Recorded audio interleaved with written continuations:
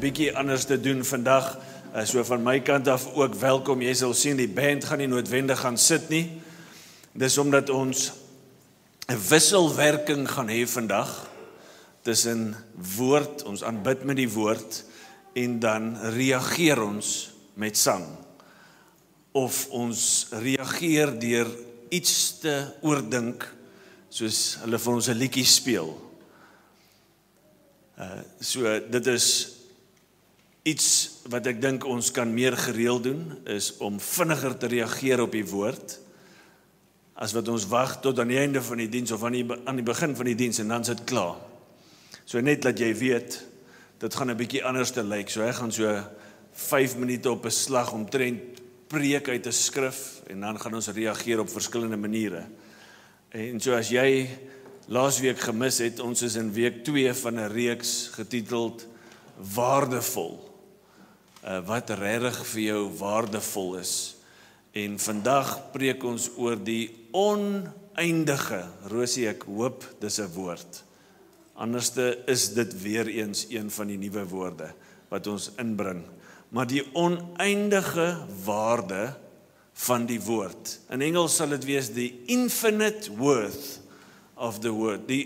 Vir die kleineres wat hierna luister, die ontelbare waarheid en waardevolheid. Onthou julle toe julle klein was, hoe sterk is jy? Nee, my pa is ontelbaar sterk. Dit hou net aan. En dan kom jy agter hy is nie. Maar ek onthou nog, toe ek my eerste Bybel gekry het. Hierdie is in fact my eerste Bybel. En voor ek vir jou meer van hierdie Bybel vertel, hoekom moet ons preek oor wat is waardevol? Hoekom moet ons luister na 'n preekreeks soos dit?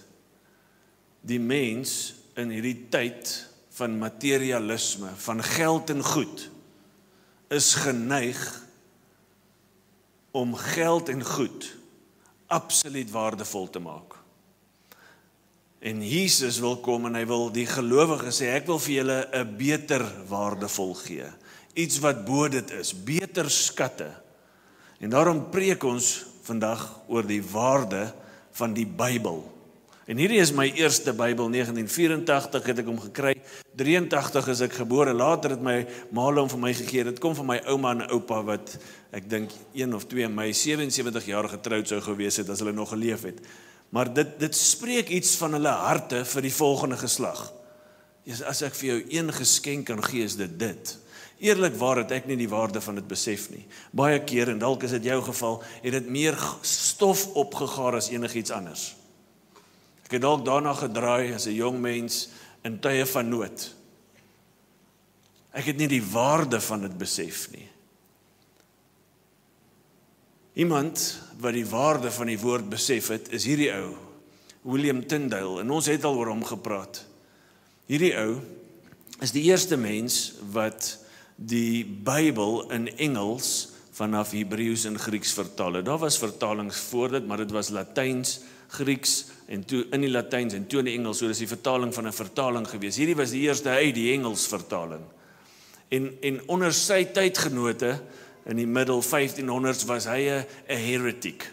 Hoe kan jy hierdie vat en sê elkeen moet van dit hê?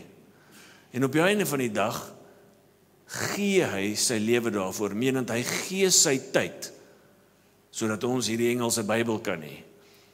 En soveel van sy frases 500 jaar terug, verder wat hy vertaal het, is onveranderd vandag nog.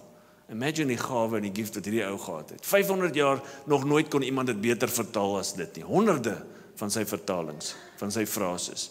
1536, jy weet dit dalk, word hy doodgemaak eventually, vir hierdie feit dat hy die Bybel vertaal. Hy word eers verwrig en dan verbrand. Dis iemand wat die waarde van die Bybel besef het. Dis iemand wat besef het wat Psalm 119 sê, oor u woord is ek so bly, soos iemand wat 'n groot skat in die hande gekry het. Waar is my Bybel? Wat 'n groot skat, so bly is hy. Hy het dit ontdek. Hy het iets van dit. Psalm 109 sê die onderrig uit u mond. Wow. Besef ons dit nog? Hierdie is die woord van God en is onderrig uit sy mond. Dis dieselfde stem wat geskep het, dieselfde stem wat sê, laat daar lig wees en daar is lig, dieselfde stem wat dooies opgewek het, wat storm stil gemaak het, wil met jou praat. En hy het gepraat, en alles wat ons nodig het, om 'n lewe te lei, waarmee hy tevrede is. Dis waar die woordjie onderrig beteken, godly guidance for a godly living. Alles wat ons nodig het vir dit is hieronder opgeskryf. Besef ons nog dit, hoe waardevol dit is. Dat as ek hierdie oopslaan, al was dit nie direk aan my geskryf nie, is dit vir my geskryf. En is die woorde van God wat oor my praat. Besef ons nog dit. Alles wat ons nodig het vir 'n goddelike lewe is hier opgeskryf. En hier is die een ding wat jy nodig het, en ons praat van die voordele van die woord, die waarde wat die woord is. Sonder geloof, ek wonder wie kan dit klaarmaak, sonder geloof is dit onmoontlik om God tevrede te stel. Hebreërs 11 vers 6. Without faith it's impossible to please God. En hoe goed is dit om te weet dat hierdie, op die volgende slide Sonja, is die bron van geloof. Hierdie is die bron van geloof. Nie net reddende geloof nie, maar ook hierdie is die bron wat jou geloof sustain wanneer jy voel soos jy dalk vanoggend gevoel het. Wat dit weer optel. Ek wil vir jou een vers lees. Dis Romeine 10 vers 17. Die geloof kom dus uit die aanhoor en die aanhoor kom deur die verkondiging van Christus. Die geloof kom dus uit die aanhoor, dit impliseer daar's 'n verkondiger, en die aanhoor kom deur die verkondiging van Christus. Voor mense glo, moet daar iets wees waarin hulle glo.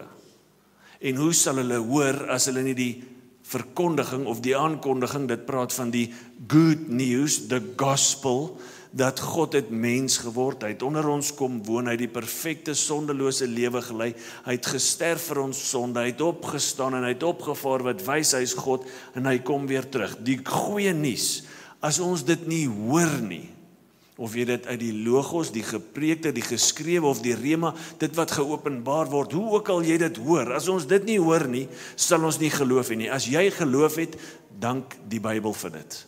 Want iewers het jy die boodskap oor Christus gehoor. Maar dit is nie net die bron van reddende geloof, soos ons dit lees, soos ons dit hoor, praat die Heilige Gees met mense en hy trek jou nader in sy liefde nie. Nee, dis ook 'n bron van sustainment of your faith. Hy is die begin en die volleinder, die volbringer. Dit beteken, dit wat hy begin het, gaan hy complete maak. Hy sal seker maak, hy vat die proses tot aan die einde. Hierdie is die bron van reddende geloof, soos die Heilige Gees in jou werk. Dis 'n bron van sustainment of your faith, wanneer jy voel dis laag, die Here het ook vir dit gesterf.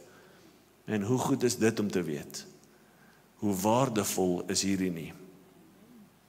Psalm 119 is 'n acrostic psalm, wat beteken die Hebreëse alfabet is gevat, en elke letter is gebruik, en dan is daar 'n stuk geskryf. En dis hoekom hy so lank is. Dit is vol gebede, vol verklarings aan God. Dit forceer ons wat dit lees om geduldig te wees, want ons omtrent 3000 verse, ek jok, dis nie so baie nie, dit voel soms so, in Psalm 119, dit forceer jou om geduldig te dink, hoekom bid hierdie ou dit, hoekom bid hy dit, hoekom verklaar hy dit aan God, en dis wat ek nou jou wil uitnooi om te doen, soos Jeneke hulle vir ons 'n liedjie sing, wat sy geskryf het, oor hierdie Psalm. Die woorde gaan op die bord wees, jy luister net saam, jy kan saggies saam sing as jy wil, maar hier's die uitnodiging, mediteer op dit wat jy hoor. Bedink dit. Kom ons vat 'n oomblik vir dit.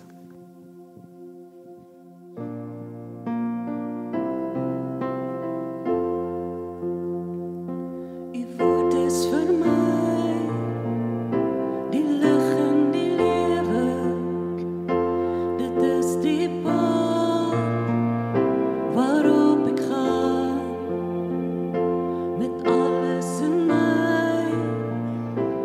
dit waarnaar ek strewe, die beloftes waarop ek vas sal staan. U woord is die mooiste lied vir my, die soetste heuning in my mond. Selfs in die nag dink ek aan U, o Heer, vertrou ek op U woord.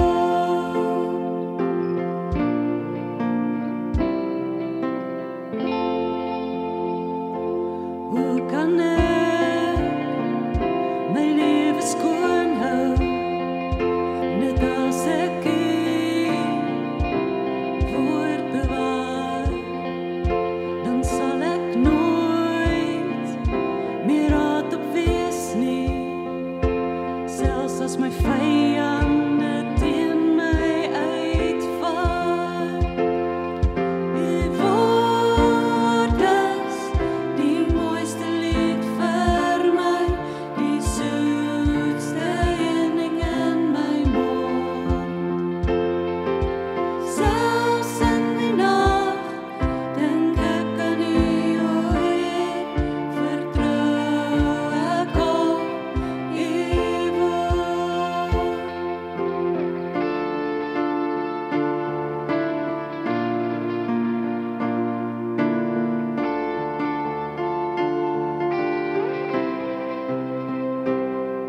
U woord staan altyd vas, U trou van geslag tot geslag. U woord staan altyd vas, U trou van geslag tot geslag.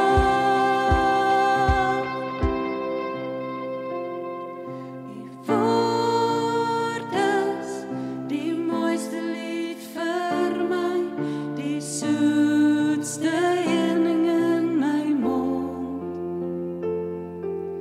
Selfs in die nag dink ek aan U, o Heer, vertrou ek op U woord, vertrou ek op U woord. Nou Here, wys ons en leer ons wat dit beteken om U woord as 'n skat te hê.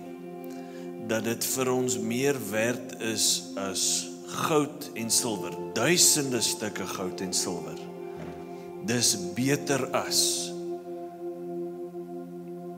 Here, leer ons dit. Dis 'n goeie Vader wat vir ons die beste wil hê. En so Vader, leer ons om te mediteer op U woord en hoe waardevol dit is. Dankie dat U dit vir ons gegee het. Soos ons aangaan en verder ontdek hoe waardevol die woord is die volgende idee wat die woord vir ons wys, dat dit is, jy kan daai volgende die weg uit versoeking na vryheid. Dis die weg uit versoeking na vryheid. In Matteus 4 vers 3 en 4 lees ons van Jesus in die woestyn wat versoek word, en hoor hierdie, toe het die versoeker nader gekom en vir hom gesê, as U die seun van God is, sê, hy wil sy eie kragtige woord teen hom gebruik, sê, jou woord is mos kragtig, sê, dat die klippe brode moet word. Hy het nou al honger geword in die tyd, so die versoeking moets groot gewees het. As jy al meer as 'n dag gevas het, weet jy iets hiervan. Maar hy antwoord, daar staan geskryf. Ja, my woord is kragtig, maar daar staan al vir jare iets geskryf, en dis ook my woord, en dis ook waar. En hy haal uit Deuteronomium uit. Het jy geweet, in die woestyn, al die kere wat die Here 3 keer terugpraat met die duiwel, en sê, daar staan geskrywe, is dit eksklusief uit Deuteronomium wat hy aanhaal. Hy's besig om iets te herstel daar. Hy sê, daar staan geskryf, van brood alleen sal die mens nie leef nie, maar van elke uitspraak wat uit die mond van God kom. Weer daai idee van die woord van God. Wat Jesus hier doen, is omdat hy Deuteronomium aanhaal, verbind hy dit wat hy beleef, met iets wat die volk beleef het in die woestyn. Hulle was in 'n baie slegte posisie, sonder kos en water. En hulle was afhanklik van bonatuurlike ingryping om te oorleef. En dit het gekom in die vorm van manna.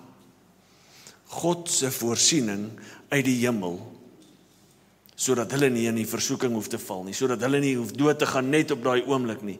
En so wat Jesus doen, hy sê, duiwel, ek gaan nie op jou versoeking staat maak nie, ek gaan nie vir dit val nie, waarop ek wel gaan staat maak, is die bonatuurlike krag en voorsiening van God, in die vorm van woord. Daar staan geskrywe.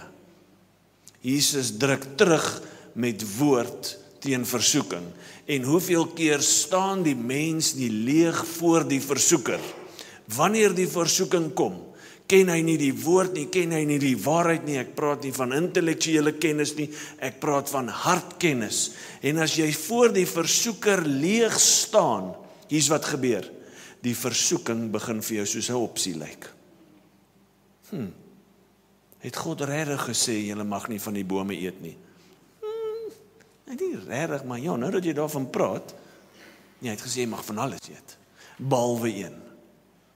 En so word die versoeker, die een wat inkom, en maak geen fout, die versoeker se gameplan is verwoesting, is binding.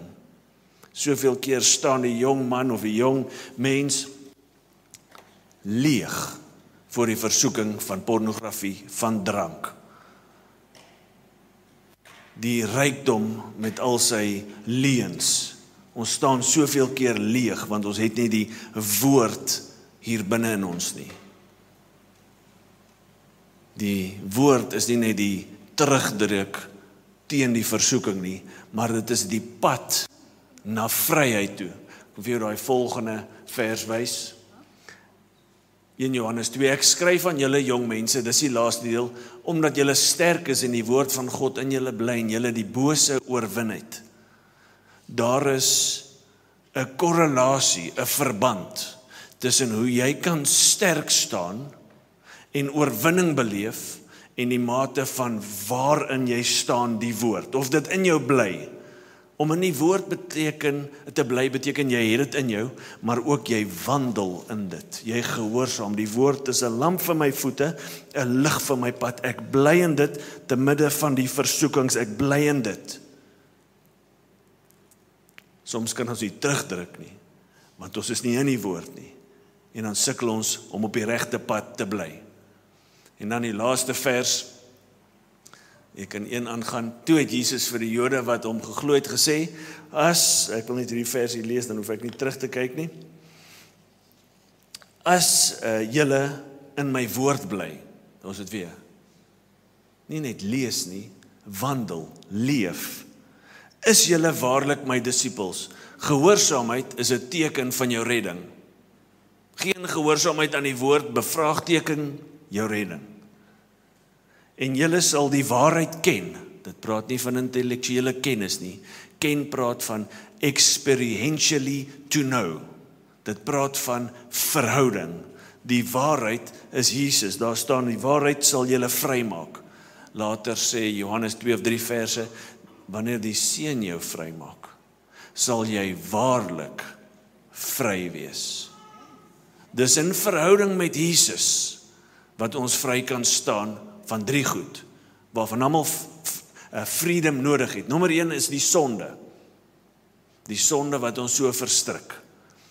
Die gewoonte sondes, die slegte gedagtepatrone, hoe jy oor jouself dink. Die vyand sal soms kom en sê, man, jy is nutteloos. En soos ek gisterand en eergisterand aanhou voorberei het vir my, voel dis 'n woord vir iemand. Die duiwel kom en hy sê, jy is nutteloos. Jy het nie 'n doel op aarde nie. Niemand gee vir jou om nie. Hoor gou wat sê die woord.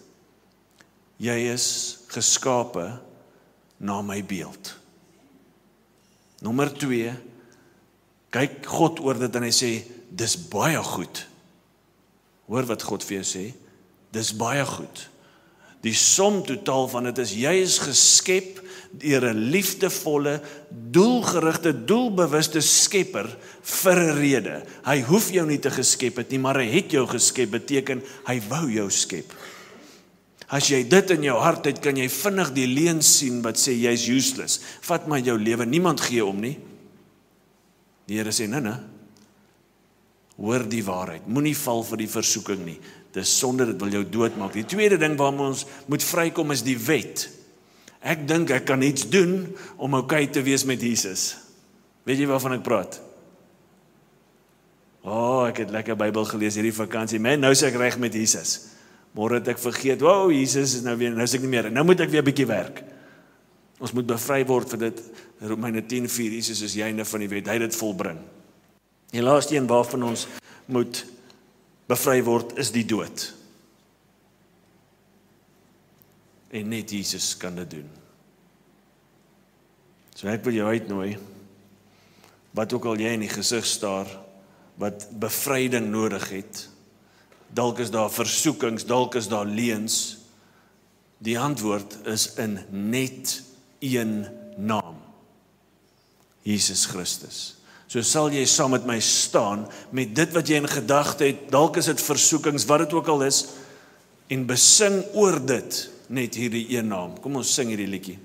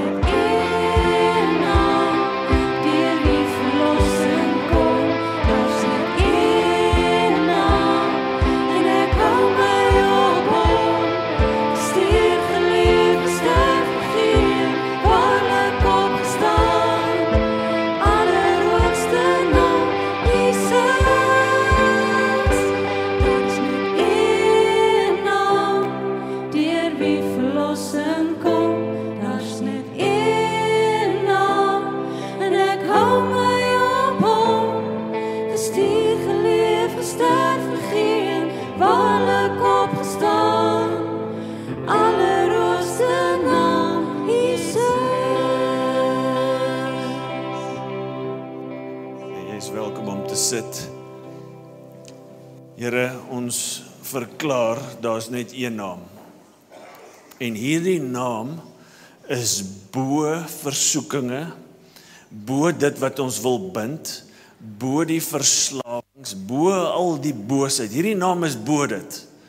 En ons weet in hierdie naam, in verhouding met Jesus, is daar vryheid beskikbaar, kan huwelike weer lewe, kan besighede weer opstaan, kan verhoudings gerestoreer word, Here, kan ons selfs van die dood gered word, in 'n verhouding met Jesus.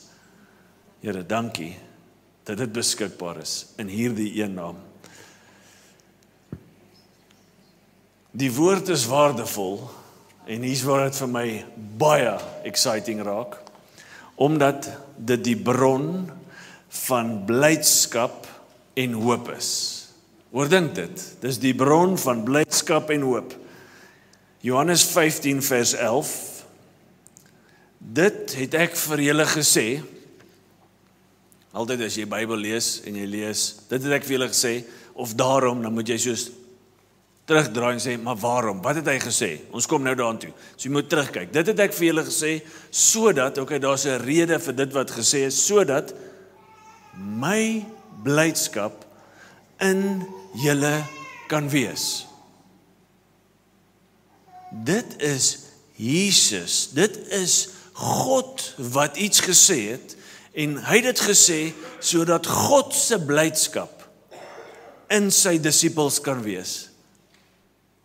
Die bron van God blydskap lê in dit wat hy gesê het, die woord.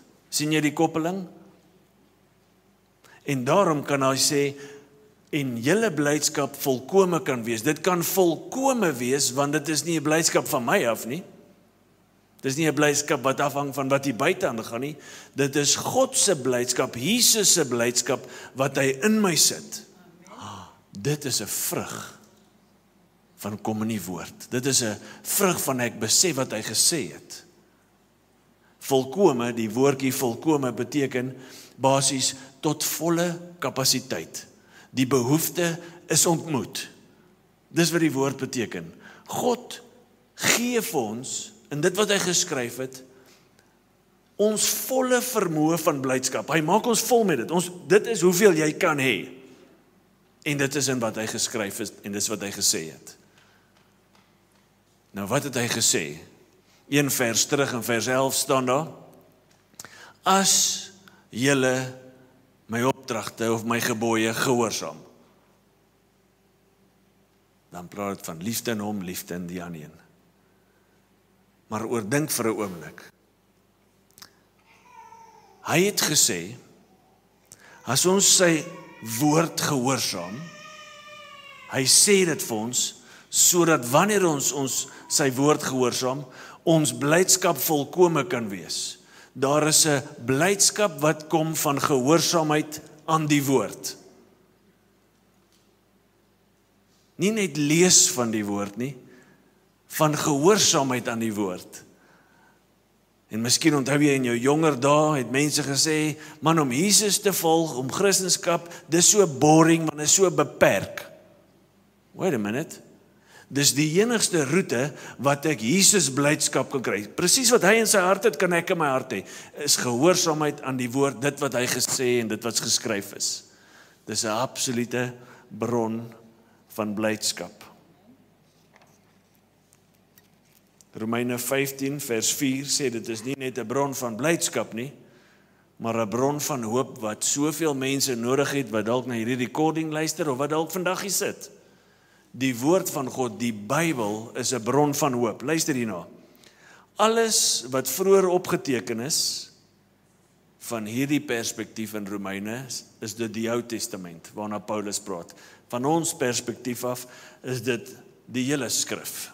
Okay, alles wat vroeër opgeteken het is tog vir ons tot lering opgeteken.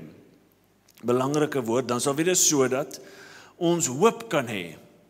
So as jy die Bybel lees, hierdie is 'n bron van hoop. En so elke teks wat jy moet lees gaan soos, maar waar is die hoop in hierdie teks? Dan lees jy deur Levitikus. Wanneer laas het jy daardeur gewerk? Al die offers, Here, waar's die hoop in dit? Wel, hier's die hoop. God is absoluut heilig. En enige onheiligheid kan nie voor hom staan nie. Maar Jesus het my heilig gemaak. En nou kan ek voor hom staan. Dis vir my hoop, want daar's geen manier uit my eie wat ek hierdie heiligheid kan bereik nie. Elke teks het hoop, en so lees die teks en vra, maar waar is die goeie nuus in hierdie teks? Waar is Jesus in hierdie teks? En dan gaan hy aan en sê, dat ons hoop kan hê deur die volharding en die bemoediging wat ons uit die skrif ontvang. Hierdie, is daar iemand wat bemoediging nodig het? Jy het dalk nou bemoediging nodig, net om jou hand op te kry. So kom ek bemoedig, sit jou hand op. Kom, ek bemoedig jou, kom ons doen dit. Ons almal het bemoediging, julle hoef nie so heilig te wees nie. Karl, jy weet, come on Hagen, jy weet soms het ons bemoediging nodig. Want ons is fallible, ons kan val, ons is feilbaar. Ons is nie God nie. Uit hierdie kom volharding en bemoediging, wat dit ons leer. Nou, hoe leer dit ons dit?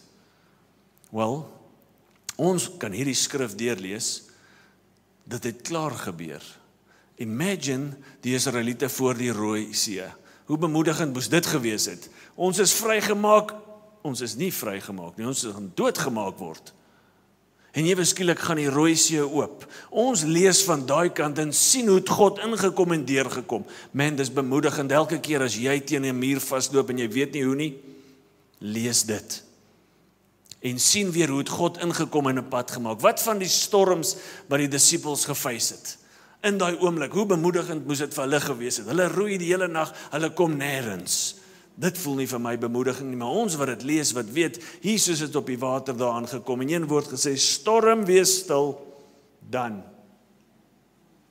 Wanneer jy die storms van die lewe face, onthou weer dit, want dis dieselfde God wat hierin is, wat hiervan gepraat word, wat praat oor jou storms.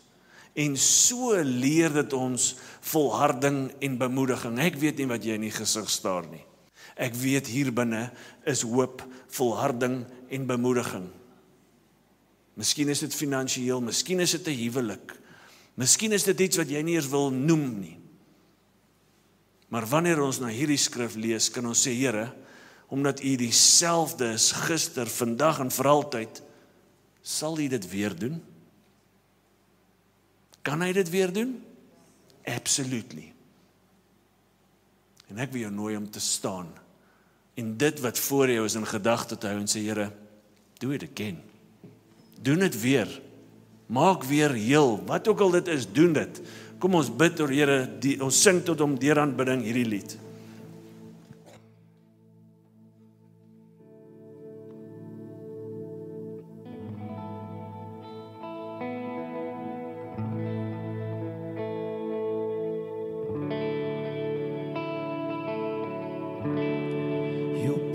Still stands. Great is your faithfulness, your faithfulness. I'm still in your hands. This is my confidence. You've never failed. Your promise still stands. Great is your faithfulness. Your faithfulness, I'm still in your hands. This is my confidence. You've never failed me yet.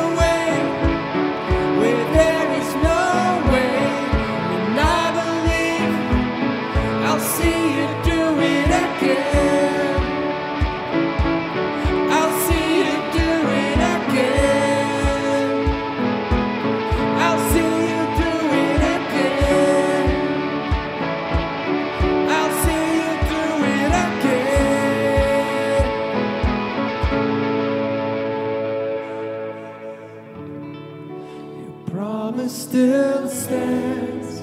Great is your faithfulness, your faithfulness.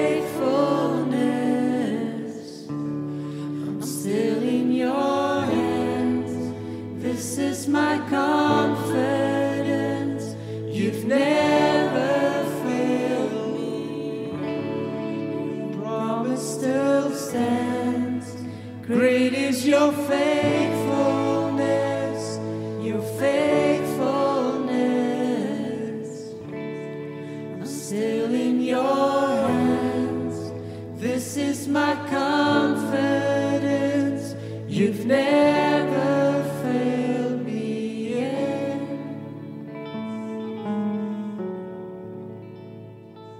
Nou Here, ek word sommer herinner, julle is soos ons sing aan die Israeliete wat om die muur van Jericho loop. 7 dae, laaste dag 7 keer. Dis baie tyd. En soms kom mens voor 'n ding waar jy sê, Here, maar wanneer gaan dit verander? En hierdie muur wat voor jou staan begin 'n bietjie terugpraat met jou. Dit sal nie verander nie. En ek wil jou vandag bemoedig.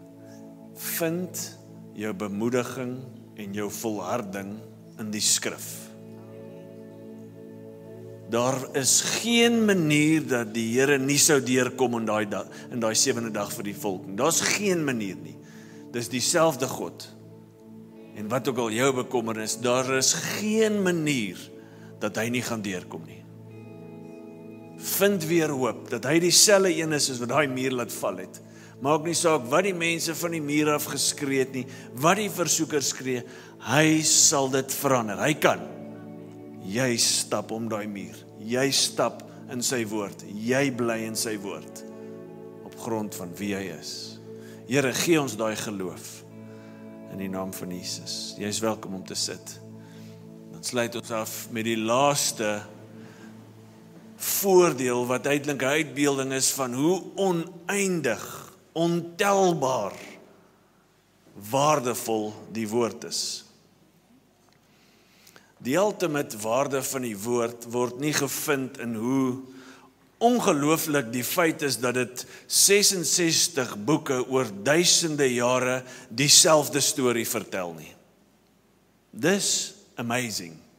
Maar dis nie die ultimate waarde van die woord nie. Die ultimate waarde is nie hoe ongelooflik die prosa en poesie is in hierdie storie nie, in hierdie boek nie. Dis nie hoe goed hulle die woorde gekies het en die woordspelings en hoe als in mekaar invloei nie.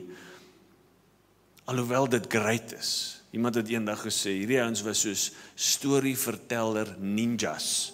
Hulle was amazing in dit gewees. Maar dis nie waarin die waarde vir ons lê. Dit is nie in hoe goed dit gepreserveer is deur die jare en ons het nog hierdie Dead Sea Scrolls en ewe skielik, dit is basies dieselfde nie. Dis nie dit nie. Die ultimate worth, die waarde van die woord word gevind in hierdie een ding. Dat is die skrif, dis die Bybel wat getuig van Jesus Christus. Dis hoekom die woord oneindig waardevol is. Johannes 5 vers 39. Julle ondersoek die skrifte. Hy praat met die fariseërs tot hulle krediet. Ondersoek beteken hulle is hier binne. Hulle maak dit oop. Hulle vra, hulle kyk na die woorde. Wat het dit beteken? Omdat, hier's die motivering, omdat julle dink dat die ewige lewe daarin te vind is. Fariseërs, well done. Julle vat hierdie en julle eet dit op, man. Dis 'n vuil Bybel.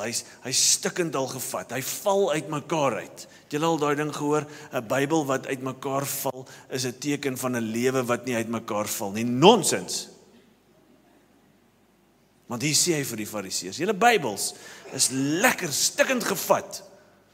Maar julle lees dit vir die verkeerde rede, want julle dink deur die lees van hierdie gaan jy gered word. Dan gaan hy aan. Maar, ekskuus. En dit is juis hulle, dis die skrifte, wat oor my getuig, my Jesus Christus. Maar julle wil nie na my toe kom nie. Julle wil nie onder my heerskappy kom nie. Julle wil nie aanvaar ek is God nie. Julle harte is so hard dat julle dink meganies net bloot lees gaan jou red. Nee, dit gaan jou hoogmoedig maak. Dit gaan jou verder wegdryf. Hy sê, maar jy wil nie na my toe kom nie. Jy wil nie aanvaar dat ek is Jesus. Ek het gesterf vir jou.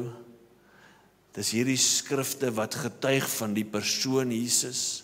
en as jy nie na Jesus toe gaan kom, waaroor hierdie skrif getuig nie, is daar nie ewige lewe vir jou nie. En so die ultimate waarde van die Bybel is dat dit getuig van 'n persoon, Jesus Christus. En elke skrifdeel getuig van hom, of dit Genesis 1 vers 1 is, in die begin. En dan lees jy 1 Johannes 1 vers 1, in the beginning was the Word, and the Word was God, and the Word was with God. By the way, daai frase deur William Tyndale, presies so verklaar in die ESV, vir 500 jaar staan hy onveranderd. In die begin was die Woord, en die Woord was God, en die Woord was self God. En Johannes kom en hy sê, hierdie Woord het mens geword, en onder ons kom woon. Of het Genesis 1 vers 1 is wat praat van Jesus, en of het Openbaring 22 vers 21, die laaste vers, the grace of the Lord Jesus be with you all. Amen. Elke skrif vind jy Jesus in. Lukas 24:27 sê, and beginning with Moses and all the prophets, he interpreted to them all the scriptures, the things concerning himself. Die ultimate waarde van die woord lê in dit getuig van Jesus. Dit het wel 'n implikasie hoe ons die woord dan moet lees. Die woord is nie my dobbelsteen, moet ons 'n nuwe huis koop, of moet ek met daai boyfriend uitgaan, of gaan dit reën môre? Luister, nageslag van Jakob. Nee, wag. Het iemand dit al gedoen? Ek soek 'n antwoord vir my. Dis nie wat die woord is nie. Die woord getuig van wie Jesus is. So hoe ons dit moet lees is, wat leer hierdie teks my van God? En daar's 'n manier om die Bybel te lees in ons one-to-ones en al ons connect-groepe. Probeer ons dit vir mense gee, want jy het nodig om die woord self te lees. Dis die E-method, meaning there are key words in a verse you need to identify. The E-method. Die eerste een is, jy lees 'n skrif, wat sê dit? In die Patrick 2025 vertaling. Jy het nou net die ESV of wat ook al gelees, wat het jy gelees? Sê gou. Nie wat dink jy beteken dit nie, net wat staan daar? En jy sê dit, of jy skryf dit neer. Ek help jou om die Bybel te lees, en jy skryf dit neer. Dan gaan jy aan na apply, okay? Is daar aksiewoorde? Julle moet vergewe. Daar's 'n aksie wat moet gebeur. Daar's iets wat kan gehoor. Is daar 'n voorbeeld om te volg? Dieselfde ingesteldheid wat in Jesus was, moet in julle was. Dis 'n voorbeeld om te volg. Is daar 'n belofte, aksiewoorde? Hy sal. Keyword, belofte. Ek skryf daai neer, die opdragte, die voorbeelde en die beloftes. Ek skryf dit neer, dit kom uit die teks. En hoe kan ek op dit reageer? Hoe kan ek dit vandag deel maak van my lewe? Want dit is nie net die lering nie, dit is die toepassing van die woord waarin die waarde lê. En dan laastens kom jy by hierdie vraag, God, wat leer hierdie skrif my van God?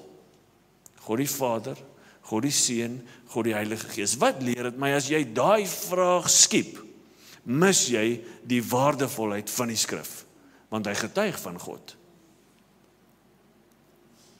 Lees jy jou Bybel so? Lees jy hom reg? Maar as jy dit begin doen, gaan jy die waarde begin ontdek. En jy gaan soos die psalmdigter van 109 sê, dis asof ek 'n skat in my hande vashou.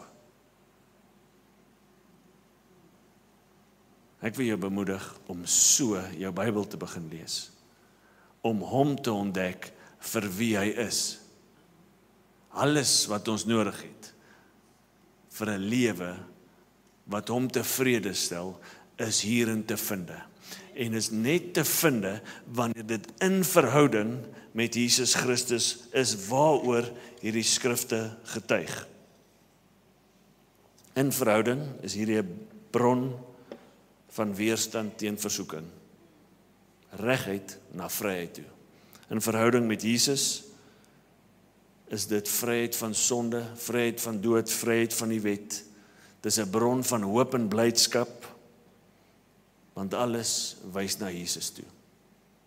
Die prins van vrede, die een wie se liefde en vrede en blydskap, wat ons nou nog lees, fisies in ons kan wees. Ongelooflik. Ons gaan een lied sing, en dan sluit ons af. Maar hier is 'n skrifgedeelte wat ek vir jou wil lees, wat deur die eeue heen in kerk gebruik is asof 'n verklaring of 'n gesang. Dit kom uit Filippense 5 vers 1 tot 11. En dit praat van hierdie naam bo alle name, hierdie naam waarvan elke skrifdeel getuig, hierdie naam wat met jou 'n verhouding wil hê, hierdie naam wat al ons hoop is. Dit praat van hierdie naam. Have this mind among yourselves, which is yours in Christ Jesus, who, though he was in the form of God, probeer jy net indink, dat deur geskiedenis is daar kerke soos ons, wat of hierdie saam sing, of vir mekaar sê. Though he was in the form of God, did not count equality with God a thing to be grasped, but emptied himself by taking the form of a servant, being born in the likeness of men, and being found in human form, he humbled himself by becoming obedient to the point of death, even death on a cross. Therefore, God has highly exalted him and bestowed on him the name that is above every name. Die naam bo alle name. So that at the name of Jesus every knee should bow.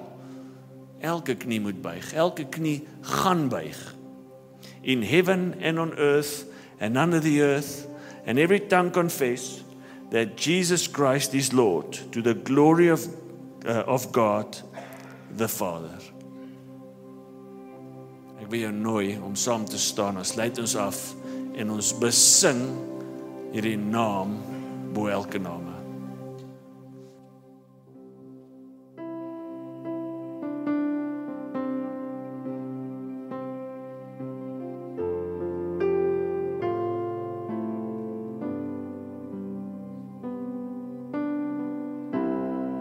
Where the word at the beginning, one with God the Lord Most High.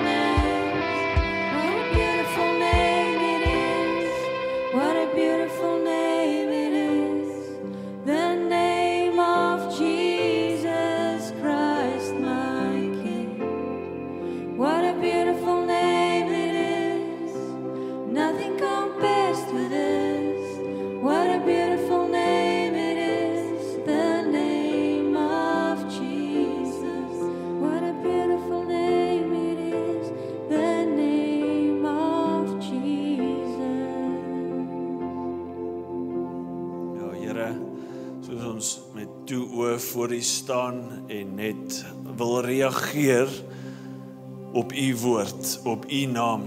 Here, wil ek vra dat U ons verder sal ontmoet. Dankie dat U van ons vandag geleer het hoe waardevol die woord is, maar dat die ultimate waarde van die woord is in die persoon van Jesus, waarheen die woord getuig, van wie die woord getuig. Here, en niks kan staan voor hierdie naam nie. Geen van die duiwelse leuns kan staan voor hierdie woord nie, voor hierdie naam nie. En soos ons oë net toe hou, beleef ek dalk daar is, soos ek gisterand gebid het, beleef ek daar's moontlik iemand hier wat sit met 'n skaamte oor verlede sonde. En ek wil jou vandag herinner dat die naam van Jesus breek daai skaamte af.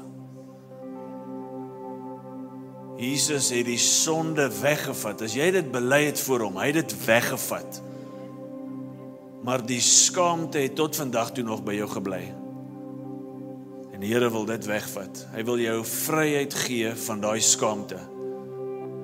Hy het alle skaamte ook aan die kruis gevat. It was humiliating on the cross.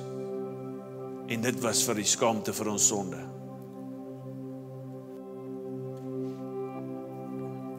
En dan wil ek sommer ook bid, as daar iemand is wat een of ander vorm van rugpyn het, wil jy nie net jou hand opsteek nie. Daar, Belinda, sal jy sommer langs jou bid. Joke, Hagen, sal julle agter julle bid. Barend, julle sal julle sommer hier bid by Nikki. Ek gaan hier by Kaal. As daar nog iemand is met rugpyn, dankie hierso. Tannie Dirks, Tannie Lies. Tannie Lies? Dit is. So sit net jou hand, ons wil bid vir genesing vanoggend.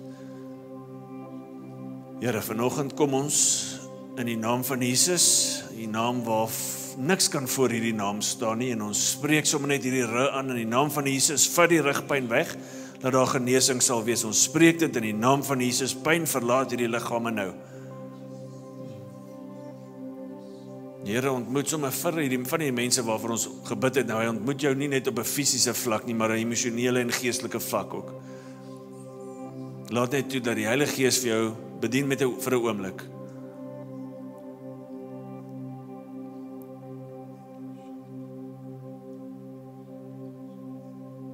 Nou Here, dankie dat U lewendig is.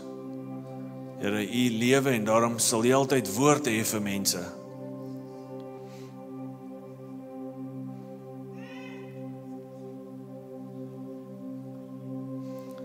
Die Here sê sommer net vir jou, hy is nie kwaad vir jou nie.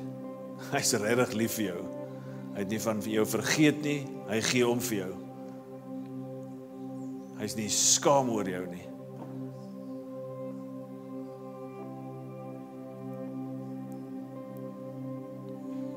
Vader, ek bid dat U ons sal dra in hierdie tye, waar U met ons praat, mag ons die volheid van U beleef, mag ons die vreugde van U beleef. Nou, is twee dinge waar ek oor wil bid. Die een is, as jy hier staan en jy weet, dat jy het nie die woord waardevol geag die afgelope tyd nie. Iewers was dit vir jou waardevol dalk. Maar wat ook al die rede is, en daar is 'n legio redes, het jy jou tyd in die woord afgeskeep. En as ek sê tyd in die woord, praat dit van lees en leef.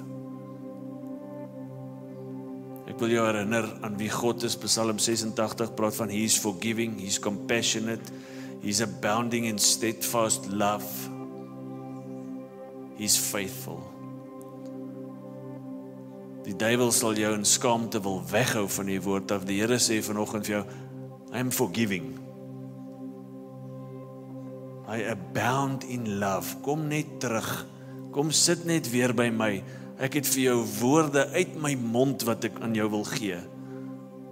Woorde wat jou gaan vrymaak, woorde wat jou gaan vreugde en blydskap en volharding gaan gee, bemoediging. Here, jammer dat ons gedink het, gehoorsaamheid is u straf aan die mense. Dis u guns aan die mense, Here. Dis guns wat u vir ons wil gee. So die Here roep jou terug. As dit jy is, wil jy nie net daar, waar jy is voor die Here sê, Here, that's me. Ek het dit afgeskep. Ek weet dit is verkeerd, en Here, praat met ons oor die redes daarvoor. Maar dankie dat daar ook vergifnis is. Dankie dat u met oop arms ons, wanneer ons vandag in die woord gaan kom, u gaan ons net ontvang, u gaan net praat. U gaan nie praat oor alles wat ons verkeerd gedoen het, u gaan net praat oor bly u is, ons is terug. Here, dis hoe goed u is.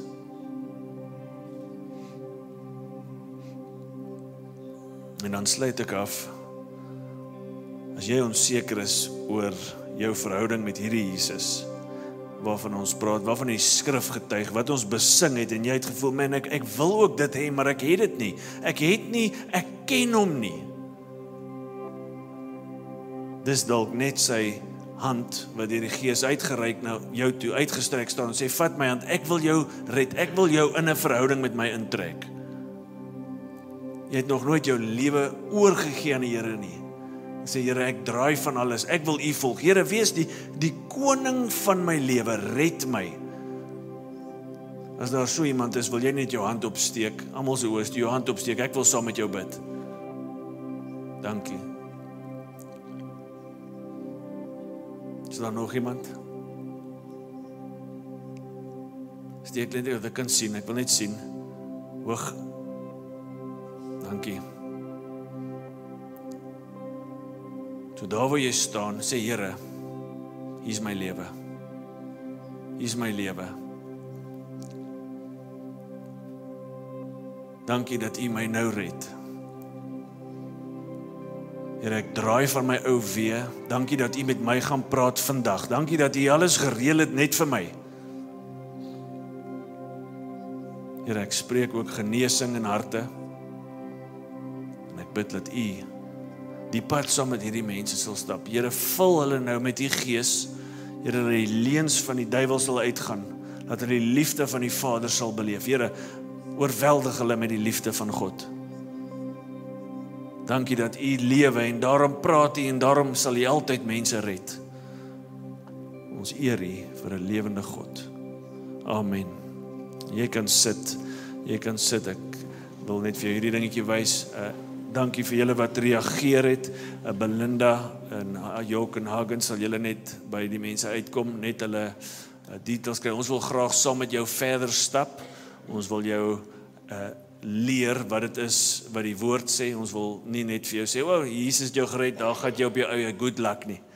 Dis nie wie Jesus is nie. Ons wil 'n pad saam met jou stap. So hierdie is die begin. So maak seker jy kom by Auntie Belinda en Hagen en Jock uit hier so in die middel. Vriende, ons het 'n leesplan, 'n lees challenge. Dis nie 'n plan nie. 'n Plan is soos, okay, dit lyk of dit gemaklik wees. Hierdie is 'n challenge. Daar's 20 kaartjies, as jy nie nou 'n foto kan neem van daai of op WhatsApp is nie, het ons vir jou 'n kaartjie wat jy kan vat. Hierso gee ek die eerste ene uit. En waar is Alistair? Jy kan so uitdeel, as jy 'n kaartjie wil hê, steek net jou hand op. Dis nou as jy tegnologies nie so sterk is nie. Ek wil nie die ander woord gebruik nie, maar as jy kan, vat 'n snap daar, ons sal hom ophou. En hier's die challenge. Psalm 119 môre. Al 3000 verse. Maar jy mediteer op dit. En hier's wat lekker is. Daar's apps wat jy kan gebruik. Die ESV app is free en jy kan laat iemand dit vir jou lees en dit in jou ore sit. So in plaas van, ek weet nie wat kyk julle deesdae op die flieks nie. Wat is die binge watch julle? Night Rider, nee, ons verklap nou baie. Maar whatever dit is wat jy kyk, wat jy nie moet kyk nie, wat jy te veel kyk, dan sit jy daai in jou oor en jy luister Psalm 119. En as jy lekker is, kan jy hom so 'n bietjie vinniger stel ook nog. Maar mediteer op dit. Dan gaan ons Markus toe, net 16 hoofstukke. Dit gaan jou nie so lank vat. Hierdie boeke is gekies vir 'n spesifieke rede. Dis nie so lank nie. Jona, 4 hoofstukke. Dis Ou Testament. Galasiërs 6 hoofstukke. Jy luister daardeur en Prediker Want ons het wysheid, dis deel van die wisdom literature, so as jy wysheid nodig het, Prediker, en dan 1 en 2 Timoteus, dis briewe aan 'n individu, wat Christene help hoe ons moet optree, en jy sit dit in jou oor, so ek wil jou challenge, om hierdie week vol van die woord te kom, en te beleef hoe waardevol die woord is. So as jy in 'n Connect groep is, challenge iemand anders saam met jou, deel dalk op die Connect groep, is daar enige vrae oor ons challenge, dan neem ek aan, almal vat die challenge. Dis regtig lekker om in jou oor te hê, as jy windhoek toe moet ry, jy kan Galasiërs beide kante toe luister, ek dink dit vat so 30 minute, jy kan hom klomp keer deur luister, so begin net, dit vat nie so lank soos wat jy dink nie, maar is baie meer waardevol as wat jy dink. Amen. Mag jy 'n waardevolle week in die woord geniet.